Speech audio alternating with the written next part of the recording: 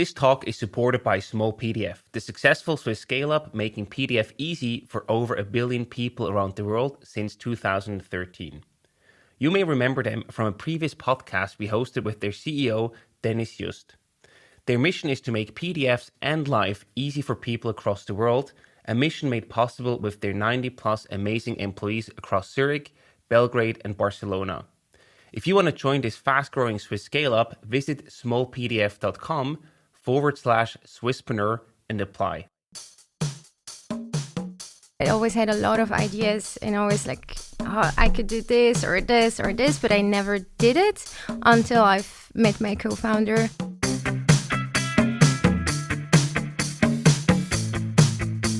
Welcome to the Swisspreneur Show, a podcast about startup stories and learnings from experienced entrepreneurs.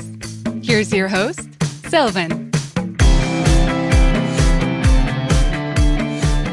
Séverine, a very well welcome to the Swisspreneur Show. It's a pleasure to have you here today. Sylvan, thank you for having me. You're the co-founder and CCO at IDUN Technologies, a Neurotech startup with a vision of creating a more connected and empathetic world using brain-sensing headphones. That's per se a very interesting approach or pitch that I just mentioned here. Of course, we're going to talk all about that. But first, I want to start with your personal background. You studied architecture for 1 year before you actually switched to the so-called hard sciences. What drew you to them?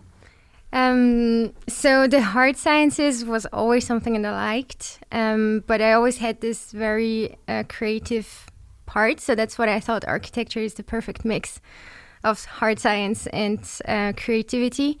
Didn't work out at all for me, but I had a course in neuroscience next to the normal course in architecture. Mm-hmm. And it fascinated me, like back then, the neuroscience part of understanding how the processes work in the brain. And then I thought, okay, I have to go back to hard science for my personal well-being, actually. Mm-hmm.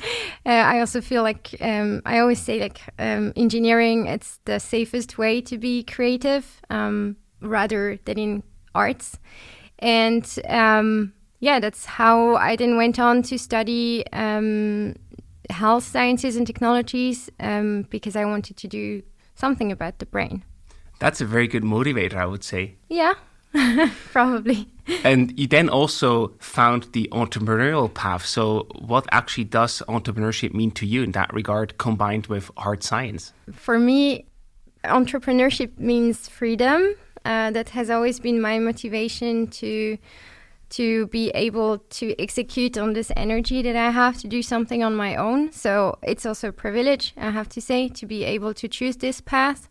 A lot of freedom and privilege. I always wanted to do something on my own. Kind of, it's more like this, there is something in me that drives me. Mm-hmm. I never knew exactly what. I always had a lot of ideas and always like, oh, I could do this or this or this, but I never did it until I've met my co-founder and it kind of crystallized and we said, okay, let's put that down on paper and let's see where it goes.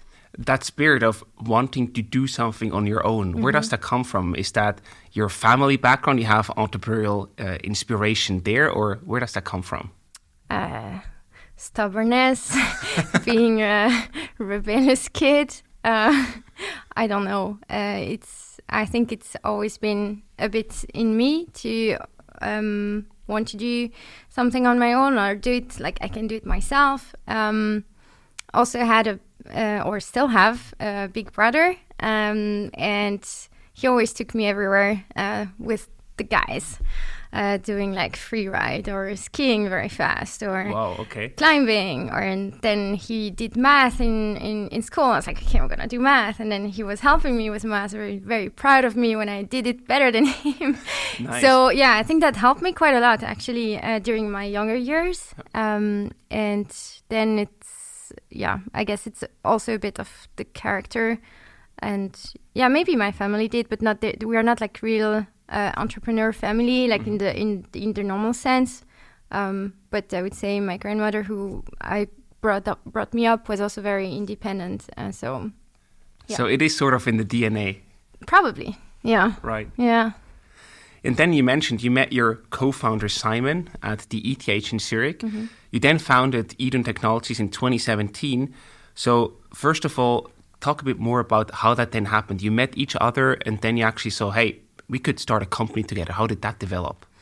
Yeah, so it was more talking about preventive health together, because he was working in a startup or in a company which did burnout prevention for corporates based on heart rate variability. So this part was for him always interesting. During my first year of architecture, I went to China and I did Kung Fu for months. And this whole preventative part of medicine also like struck me quite back then. And so we were just talking about it. Like, how can we make it more preventative? And I always said, like, in the Western part or like in our part of the world, it's going to be based on data.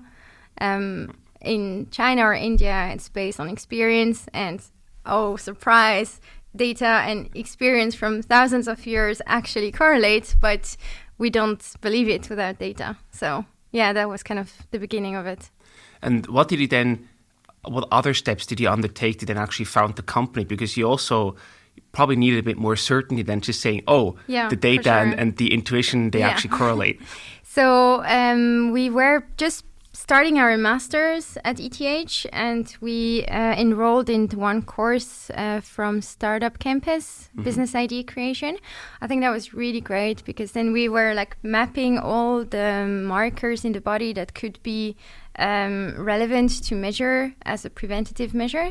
And we then kind of focused on the heart back then as one of the most widespread death cause, cardiovascular diseases, and started talking to cardiologists, to patients, and that's where we kind of found out there is no sensor at the moment that gives very high quality data for a long period of time. You always have snapshots, and you have to hope that you see an event during this 72 hours, which you probably want, or you have to implant a sensor to really have long-term data. So we were like, okay, we need to find something to develop good sensors which are comfortable on the body. We call them the forgettable. We have to build forgettables. And that's when we actually started looking around at the ETH for research groups. Also, the ETH transfer helped us pinpoint us more entrepreneurial friendly professors, and we went to pitch to him our idea, and he said, okay, look, maybe there is this project, this side project that 2 PhD of ours are working on. Those are dry sensors, dry electrodes for the brain back then. And then we said, okay, we can jump in there. And so we were able, through the ETH and this professor, Janos Verus, to do almost half of, or more than credits on the master to develop the technology. So we did internship, master thesis on it, and then we had data of our own. We had a patent, and that was enough to found the company back then. Yeah, that's like the perfect way to do it, right? You first have the research part that you can take care of as part of your studies. Yeah. Then you even get the patent, and then you're basically ready to found the company. It was a really good way to do it. It's always like during when you're doing it, you don't realize that it might be smarter, right? It's always like afterwards, like, oh yeah, that made sense. But yeah, it was really great. So I'm very grateful for the ETH that we had the opportunity to combine those things. Yeah. And then, finding co-founders, that's one of the biggest challenges that many founders or companies face in the early days. What made Simon a good co-founder back then? What still makes him a good founder now, I think, we can be very creative together. We also, I always say, we laugh a lot. We're very good friends, and that's been something really important until today. Also very loyal to each other, open. So yeah, I would say like from the soft skills part, from the hard skill, he's always been like very great at pitching, which I'm not bad, but I'm not talented as he is. So it was a really good combination at the beginning. And then I had more of the technical background from my interest and love for details, I would say. So it was a really good co-founder starting. Yeah. Sounds like a great complementary skill set that you brought to the table together. Yeah, we are quite similar because we did study the same thing, but I would say like from the interest, like the way we look at science is very different. Nice. Yeah. So now you founded the company in 2017. What happened afterwards? What did you focus on then in the early days with the patent and the company founded? Yeah, so in the early days, it was focusing on our first financing round, the seed round, with a patent in our hands, and also so back then we were developing the sensor as a component for other companies in any kind of business. So we had companies doing smart shirts, we had company doing muscle monitoring with wristbands, or we had companies doing EEG with headbands. So it was all about electrical signals integrated in different devices, and we would provide the missing piece, which would be just a sensor. And that was like at the beginning the focus. And we also heard or read about the story that involves Scarlett Johansson, including your pitch deck. Can you talk a bit more about the vision that you draw there together with Scarlett on your pitch deck? Yes, for sure. So when we decided to integrate the technology in headphones, we were heavily inspired by the movie Her. And inspired in the sense that just imagine if there is this technology that really understands you, that you could ultimately fall in love with it. So just this technology that looks out for you and understands you. And that's also why our technology is called the Guardian, because we see it as kind of the guardian angel in the sense that it's here if you want it, it's for your best interest. If you don't want it, it's just you don't need it. So it's kind of how we want to feel the technology is. And that's quite a shift, right? Although it's not a huge shift because you're still in a similar space, but from providing the sensors for T-shirts, etc., to building your own headphones, basically. How did you make that decision? Because that's quite a change on how you operate and how you pivot to a certain degree. Yeah. So the decision didn't came like every decision. It's a process. And when I will explain it to you, it will make total sense why we did it. So first of all, being in the component supplier business, I was also involved in sales. So it's always the bill of material is the margin that you can achieve, the bill of material of your customer. They're going to say, I can't pay more than $1 per sensor. And then on our hand, you have to think, okay, how can we upscale the technology that we make a viable margin on it? And we were also having this new material, which is new material to upscale production is heavily intensive, cost intensive. So just like the math was quite hard to justify. And also there was also this part where our customers, we had to troubleshoot for them the electronics, we had to troubleshoot for them the signals because they were not exactly the same than with conventional sensor because you had a different electrical impedance. I was like, okay, we don't want to be an electronic or a consulting company. We want to become a company just not a consulting company. And there was also this topic of hearable that came always louder in conferences. We always saw it, and then the research became a bit louder that you can actually measure EEG from the ears, and we're like, that's the perfect platform. And we didn't want to stay with the heart because there is so much innovation already. So we also saw like our customers in the brain area. It's so hard to enter the consumer market because you're gonna see that you're wearing something on your head. I mean, most best example is Muse for meditation. I mean, it's a very successful way of bringing it, or Dream for sleep, because those are both in areas where you are not in public. Right. You are at home or you are in a meditation room, so nobody's going to see you. So this part, so how can I bring you EEG or brain monitoring to everybody? It's not going to be with anything new on your head. It has to be integrated something that you're already wearing. Same story as the smartwatch. They could have integrated everywhere. They integrated the watch. Now they integrate in rings, like you're wearing this one. And why? It just makes sense because it's nothing weird.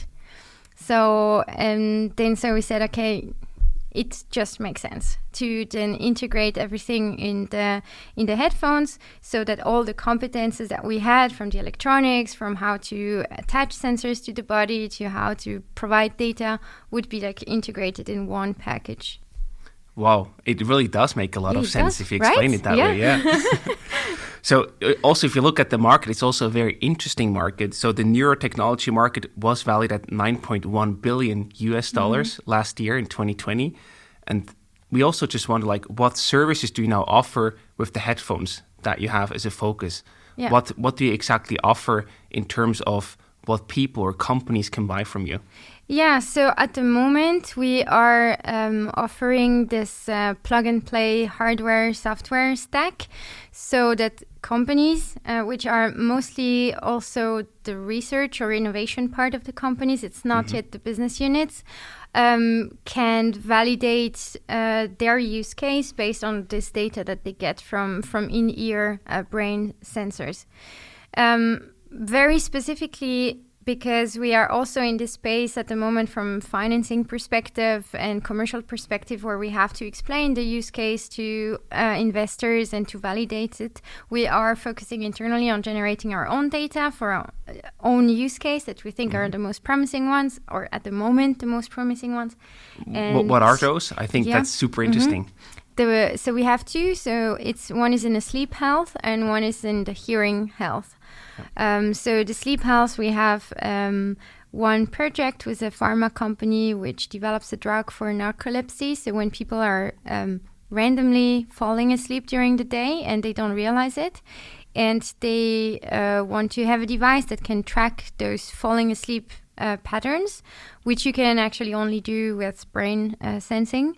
So that's why they are very interested in this technology, because you could wear it during the day. It would track, okay, you've fallen asleep like 5 times.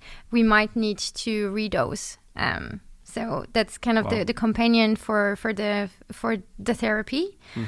And we have different projects going on also on how music influences your brain, either for falling asleep or either for keeping you into deep sleep. And if it's based on the actual brain signal, then you can be much more personalized. So this is like the sleep area, which is a really interesting one. So we're building up the use cases on top of those markers. And the hearing part is also quite intuitive, because the brain is like the hearing apparatus of the brain is just behind the ears. Very, very smart.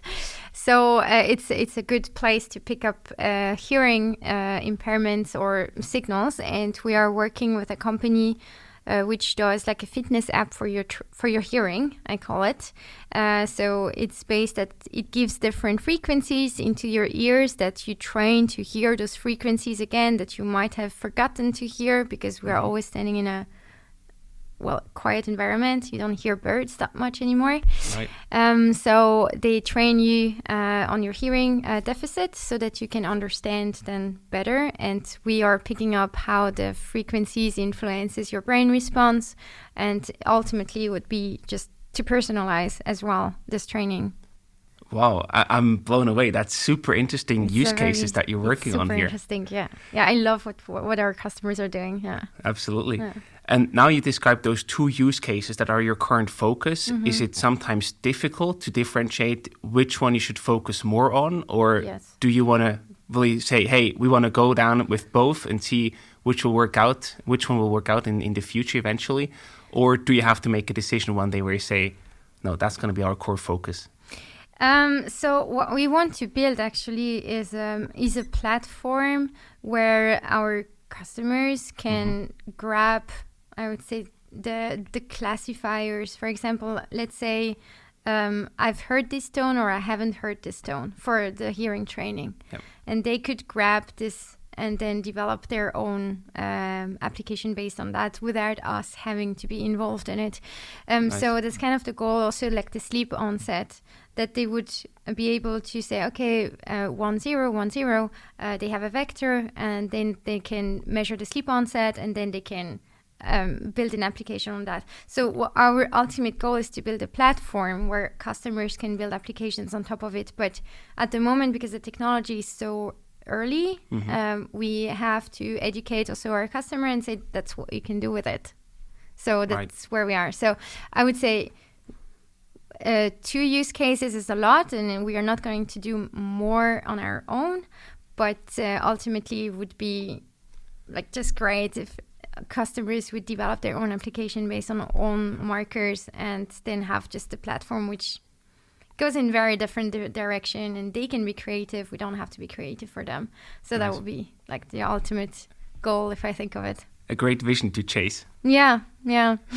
In that regard, you mentioned that you still have to educate the market to a certain degree.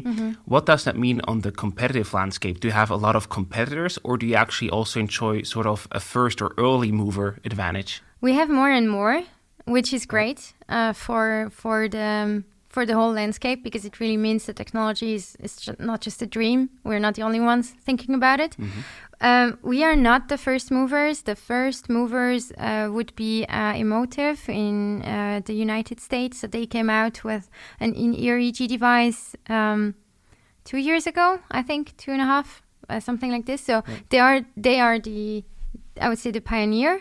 But we are near to them, and like this year, I think 5 or 6 companies arises. Just last week from Google, Moonshot X Factory, one of the founder, I think, or certainly someone quite big there, just came out of stealth mode with an in-ear EEG device. So it becomes louder and louder. And while that's good for the market, what does that mean or For do us? to you on the company or personal level? Aren't you stressed out? No, I'm not stressed out at all. I think it's really great because as I mentioned, it just really shows the validity of the technology. So I'm not stressed out. I think it's very good for us. And also it's just like for investors, for bigger companies to say, oh, wow, okay, something is coming. We really need to work with IDUN, otherwise we're going to lose. So I think it's really good. It does a lot of pressure on the market. And what we have, which differentiates us from others, is that because we come from sensors development and material development, we have really good sensors and we have really good signals. So that gives us the possibility to become or to get faster to the algorithm part, because we can actually have good data. Because at the moment you can't buy any data sets for in-ear EEG from anywhere, differently than from the full scalp EEG, where you can buy data sets from research groups. So it gives us just like maybe the first 100 meters. Those are It's your unfair advantage, so to speak. It's our unfair advantage, yeah. And talking about challenges, educating the market, that can be also very time-consuming and intense.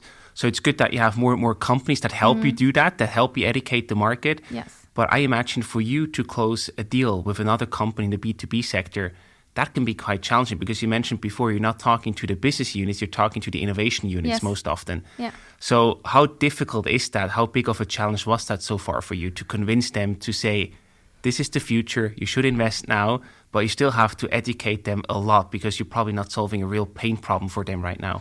Yeah, so I think it's difficult, but I have to say also I don't know really anything else because it's the first time I founded a company. So I don't really have reference points to say it's much easier to sell this. Maybe that's actually good. Yeah, so you don't probably. know that it might be easier somewhere else. I don't feel like, it's not working out. I'm like, we're making progress. So I would say the biggest metric that we have, or the most valuable metric that we have in sales call, is data, our own data at the moment. So it's, I mean, talking about dreams and blah blah blah, that's fine. But those are all researchers, so they're like, yeah, can you give me facts? So we are working a lot on generating our own data and validating it to say it works. And then usually they always ask us, yeah, what's the use case that you could work on? And then we have to have an answer. And now we have one. It's like sleep and it's hearing. If you want it, jump on. If you don't want it, if you want something else, we can talk, but then you will need to pay quite a lot of money because it's going to be exploratory on our part. Nice. Yeah. And that pivot that you did there, you know, from being a hardcore hardware company to now a hard and software combination, how did you also manage that whole transition with your company? Because I can imagine that if you have a team working on something, they have the specific skill set in that area. How do you then train them or take them on the journey to do the hardware and software combination as you do it right now? So we underestimated the complexity of it, that's for sure. But I think everybody in the company was quite, they all, I mean, you also said that it makes total sense. So it made, for all of them, it made sense that we were expanding on the data side. And we were already working on data, but like a very small scale to just validate our sensors. So it was not completely, we never touched data. So now we have a lot of different competences that had to come into the company.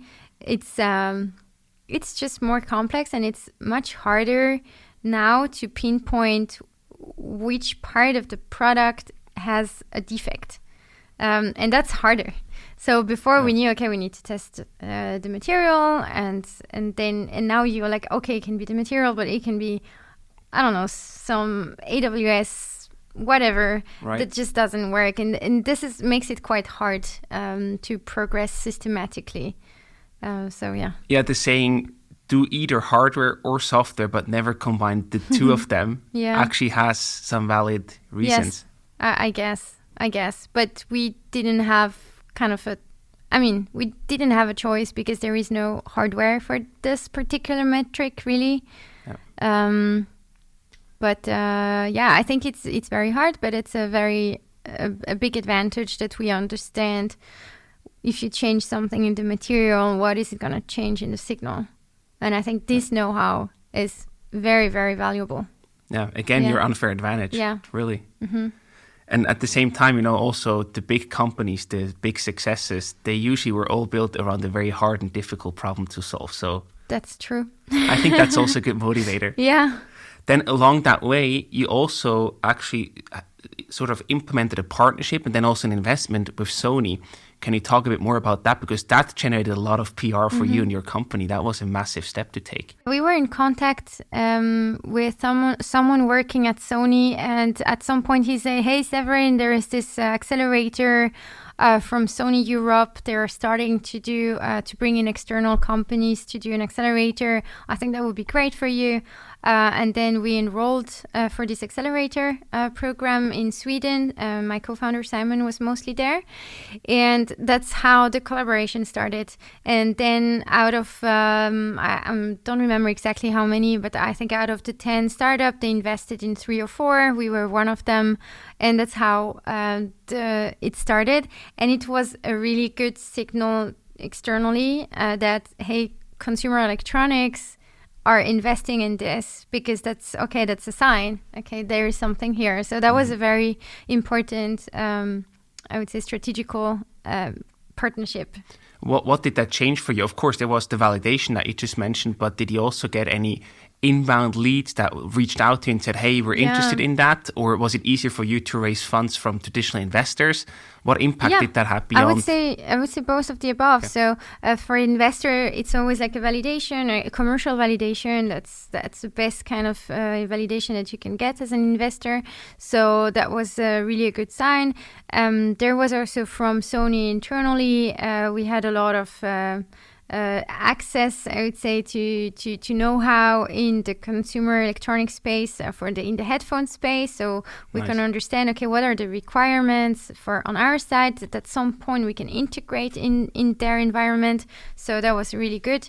And from a customer side, I mean, yeah, it works like this. Like if I don't know, Samsung says, hey, Sony is investing in there, they're like, okay, we need to watch it. And so, yeah, it generated some inbound leads, yeah. And how do you collaborate with Sony now these days beyond the access to the know-how? Is there anything else that they help you with, or where they are a good sparring partner for you? Yeah, so they have, so we are collaborating still with the startup unit mainly. Of Sony in Sweden, and they have a very good network for the startup of experts in different topics, so designers. So we have access to quite a lot of know-how. On the commercial part, we are still looking at how to collaborate with them. So it's an ongoing discussion, and now that we have the use case a bit more defined, they say, okay, this might be interesting to PlayStation, or this might be interesting to the audio part. So now it starts to crystallize a bit more, because we also have better, I would say, clearer use cases. Fantastic. Yeah. And now we also heard in the beginning, you mentioned that you filed your first patent when you actually founded the company. Mm-hmm. You filed 2 more along the journey. And filing a patent, while this gives you really the USP, the unfair advantage to a certain degree, because it's your technology that is protected there, that can also be quite a challenging process. So how did you experience that? Filing a patent, is that a walk in the park, or is it really more like, whoa, that's tough stuff to crack? I would say the first time it's hard. Afterwards, it's not, the process is not really hard. It's just a bit depressing, because almost everything is somehow published or patented that you can think of. So that's a bit like the hard part of patenting. It's like, oh, you have a new idea, you're working on something, and then you look in literature, and there, like, or in patent, in the patent landscape, and there's so many things that are out there already. Yeah. So it's then really, okay, how can we find, which details can we find that is still not patented, which is very relevant. So this part is challenging. I think it's every time it's discouraging, because we're like, oh, okay. But then the process of doing it is actually not too hard. And you always work with patent lawyers. So it's, yeah, I would say it's more like this emotional process. It's not that easy. And I guess that's also something that you highly recommend, to get that external help from the lawyers to actually need to. Yeah, you need to. It's not, I mean, it's a different language. It's you can't do it on your own. There's no way, or it doesn't make any sense. And there is also the Institut für Geistiges Eigentum in Bern, which is also very helpful to screen the patent literature with you. So those are like 2 tools that you need to do, if you're going into patents. Great. And the last challenge I want to talk about is basically also the duration that it can take, with all the pivots that are part of every entrepreneur's journey, I would say, but also then building your own hardware, and now even hardware and software product. So that takes time, obviously. How do you keep your investors happy, that they don't say, hey, this is taking too long, we're not going to go fast enough or anything? Was that ever a challenge to keep them happy while still staying focused on your product and software development and delivering good quality there? Mm-hmm. That's a good question. I think we also don't have any investor which is a purely software investor, because they would get bored, because it's really not as fast as software. So we don't have this kind of investor. I would say keeping them happy in the sense that we also communicate with them every commercial traction that we have, any data that we have. So it's, I mean, like for everything else, it's communication. Mm-hmm. And yeah, I mean, sometimes I feel also it's on how you present your numbers a lot of time, because I might not be really good at making it better than it is, or so usually I have to prepare it quite a lot. We made progress, but you have to be prepared because for example, for me, I'm just like saying the things how they are, and sometimes I say, yeah, but that's not enough, and I'm like, and then other people in the company say, yeah, but there was this and this and this. And I was like, yeah, true. And so I have to prepare a bit better. But yeah, and also, I mean, you have to tell them when it's not working. They have to be able to hear it. And we have quite a lot of entrepreneur in our investment part. So they understand the journey. So that's very valuable. Yeah. Hey everyone, Nespresso is pleased to launch, in partnership with B-Lab Switzerland, the Swiss Start Cup Challenge. Aimed at startups, SMEs and students, this challenge will highlight and reward the best circular ideas in Switzerland. Do your services and products contribute to the circular economy? Let your circular ideas shine by joining the Swiss Start Cup Challenge at nespresso.com/Start Cup. The winner of each category will receive 20,000 Swiss francs to finance the development of their project. Plus, a B-Lab Switzerland mentoring program will be offered to the winners of the startup and SME categories. Then there's the jury's favorite, who'll be the star of their own video feature. And last but not least, the first 100 participants will receive an espresso machine and a year's worth of coffee. Don't drink it all at once. To participate, fill out a simple eligibility form and send us a video pitch presenting your project before July 7th. Learn more at nespresso.com/Start Cup. Good luck.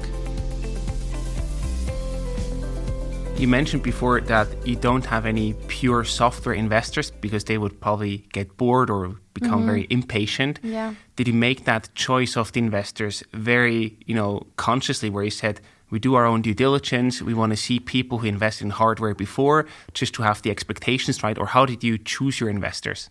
It's not just the choosing, right? It's sometimes it's just like you're happy to get the money. So we are not really, or we've not really been in the situation where like, oh no, we don't take you because we have enough other investors. But no, we never really targeted purely software investors because we're like, it's so different metrics.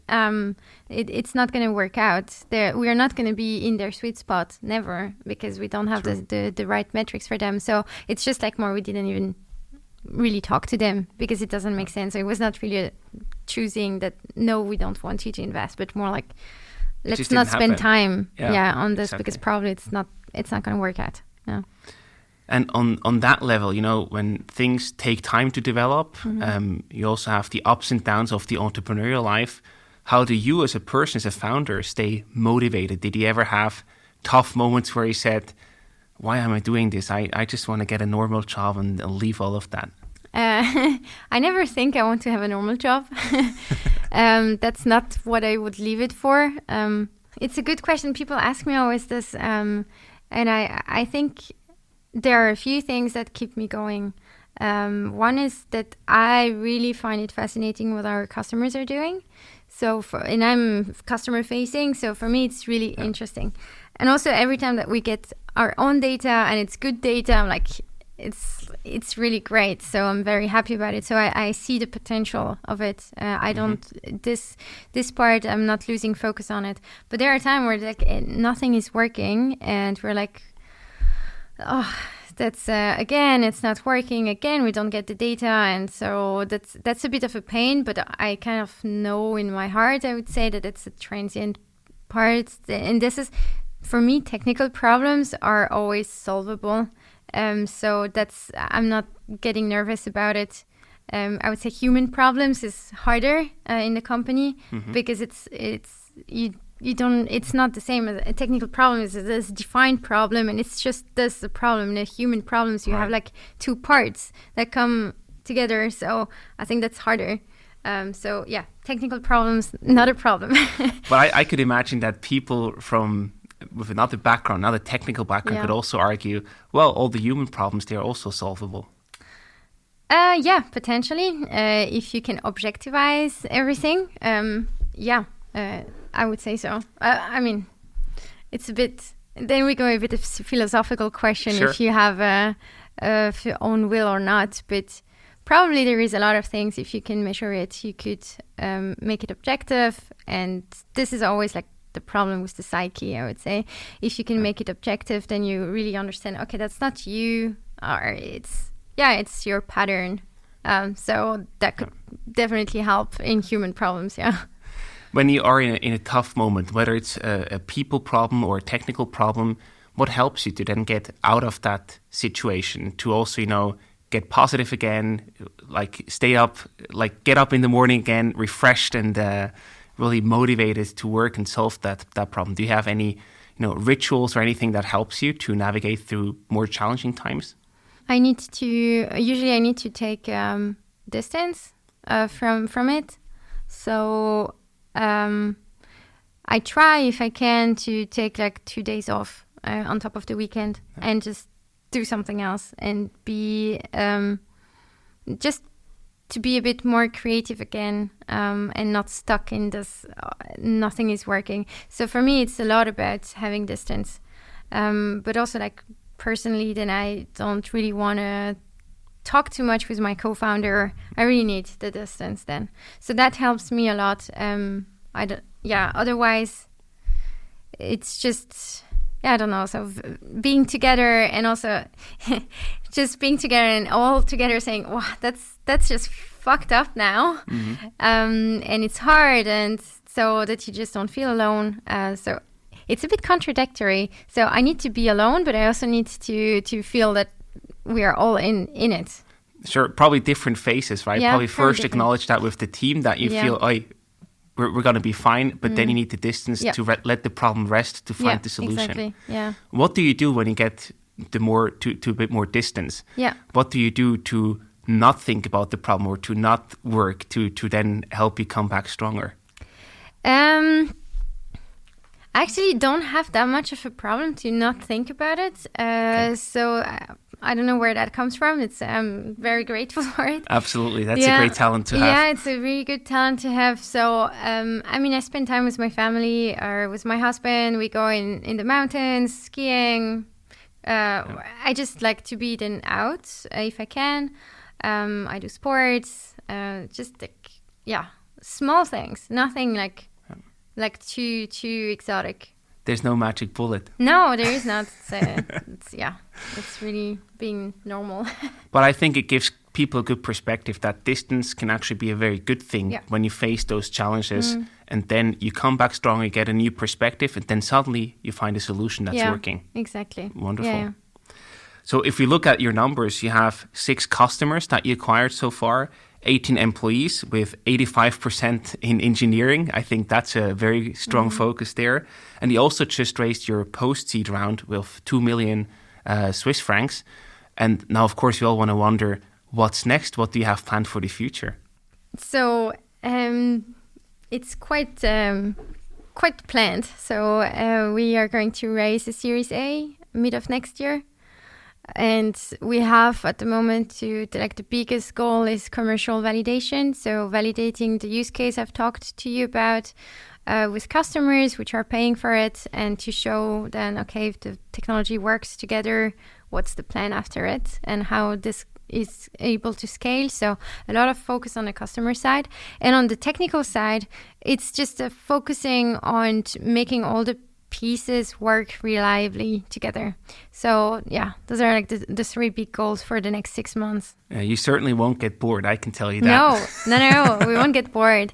And hiring it's always it's always important. Getting also a bit more experience now, so it's also getting the funding to pay those experienced people, but experience is going to be important. And bringing our people out also up on the leadership, so they're going to have interns and all the things.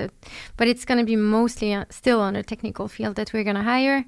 And on the non-technical field, we are hiring now someone for HR, which is going to be, because that's the thing that nobody is really doing it at the moment in the company. And that's a bottleneck when you need people. Yeah, fully understand that. That's actually a good follow-up question maybe here. When it comes to the validation, that is one important part for your business, right? Can we find customers? Have we validated the need and our solution is a good fit to that need? Versus the hiring part. usually you want to do the hiring after you validated that, right? Ideally, but that's not always possible. So how do you go about hiring without the full validation being already done? Yeah, we go about it, but not very successfully at the moment, have to be honest on this.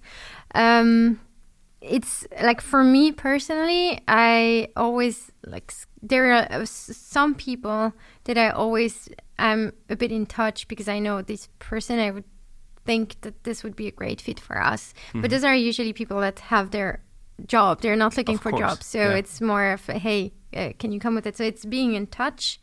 And when you have the money, and it's always a bit of a gamble, because you usually start hiring before you have the financing round. So it's, because you want them to be ready when you have the financing. You want them to be ready. You don't want to wait for 3 more months when when you've raised the money. So it's always a bit of a gamble, but it came out fine until now. So I think it's gonna be okay. It's being in touch, and now I'm happy that we have someone that is a bit more dedicated, because at the moment we have a big bottleneck in hiring for interns, which shouldn't be a problem, because our people, we kind of distributed the HR task of hiring to everybody, and not everybody likes to do it. They like to work on their technical problem. So now it's just like, okay, it's not working. We need to re-centralize it. Yeah, but that's also, testing, learning, and then adapting again. Yeah, exactly. Makes sense. I'm really admired by your positive spirit, where you think, hey, it's going to be fine. No matter, it's going to be fine. Whatever problem the world will throw at us, it's going to be fine. Yeah, but I mean, just imagine what's the worst case. What is it? It's, the company, we have to close down our doors. And then what? I mean, nobody has died. Sure. We are in Switzerland. We have such a good social system. I know as a founder that they're going to get their salary for 2 years, 80%. So it's like, okay, they're not on the streets. So I don't, the government gives me this peace of mind. So it's just like, okay, what's the worst case? That's not going to kill you. I think you're fully right. And then I also always ask myself, why are not more people starting their own company here in Switzerland? Because I see it exactly as you do it. Like, why don't you take that risk? Because you basically cannot really lose. Yeah, right? You can't lose too much. But I don't know, how old were you when you started your first company? 23. And so I was also 23 when we kind of started. And I think there is no golden Käfig. There is you are not losing anything. You have absolutely nothing to lose. Yeah. You don't have responsibility for a family, or I guess, Sure. You don't have a job which was super well paid that you have to leave. You usually don't have an apartment that costs I don't know how much, that you have to say, okay, if I want to stay here, I need to earn that much. So you're very free to do it like the first time, and that's what I always say.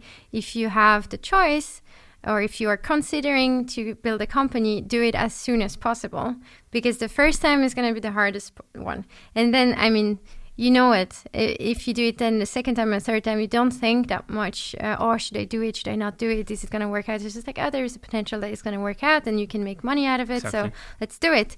But I think the first time is the critical part, and we don't yet have this. I mean, it's changing. Also the innovation part of Switzerland is putting a lot of effort to make children and young people aware that you can actually build a company instead of going to an exchange or learn English, for example. So I think that's great. But then comes also the question: do everybody needs to have a company? Of course not. Yeah. Yeah. So not everybody's born for that or wants that, and that's totally fine. Exactly. But I feel like there's still so much unused potential, untapped potential, people being caught up in their jobs that sort of pay a good salary, but that they're not happy about. Yeah. And they would be so much more passionate about a certain problem, a certain topic that is close to their heart. And I would love to see those people starting a company, because not only would they be so much happier in their life, but also having so much more impact, positive impact on the world. That's true. That's very true. So, I don't get it why not more people do it. You have everything you need in Switzerland. Yeah, in Switzerland you really have everything. maybe too much.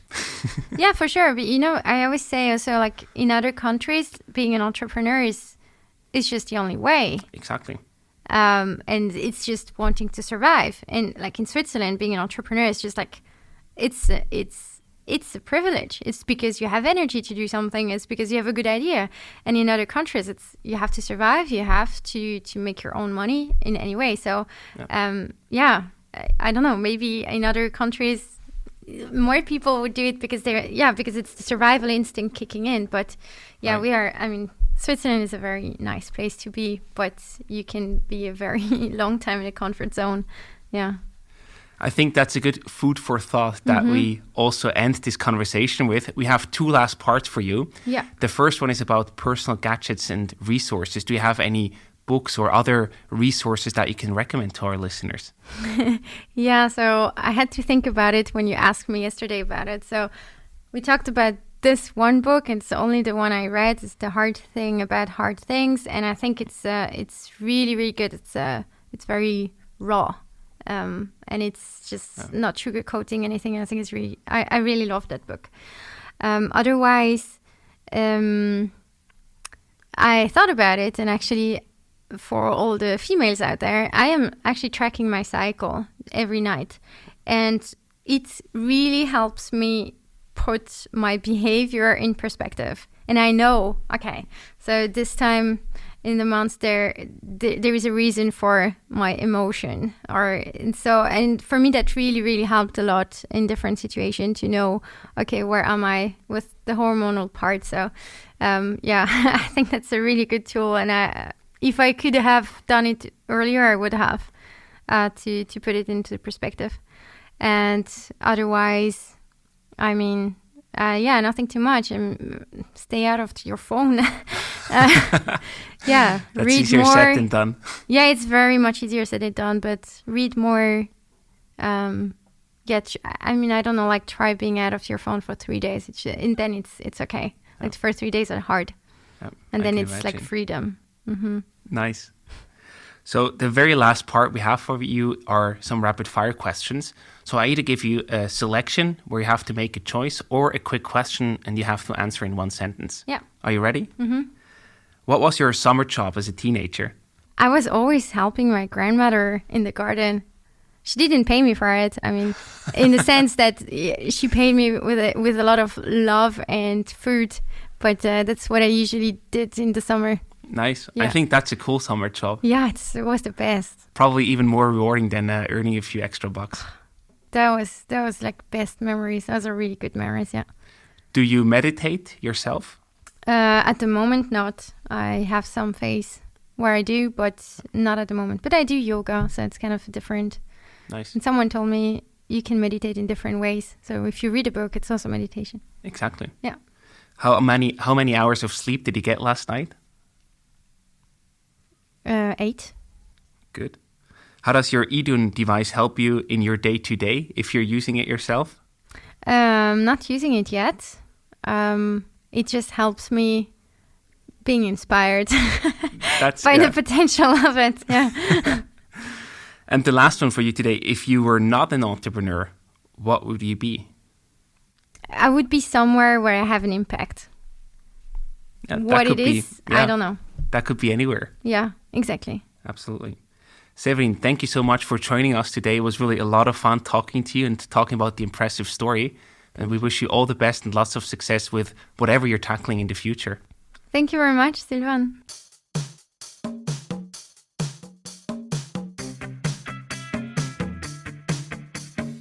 We hope you enjoyed today's episode. If you did, you can support us by rating our show on Apple Podcasts. This way, we can reach an ever-growing number of aspiring entrepreneurs.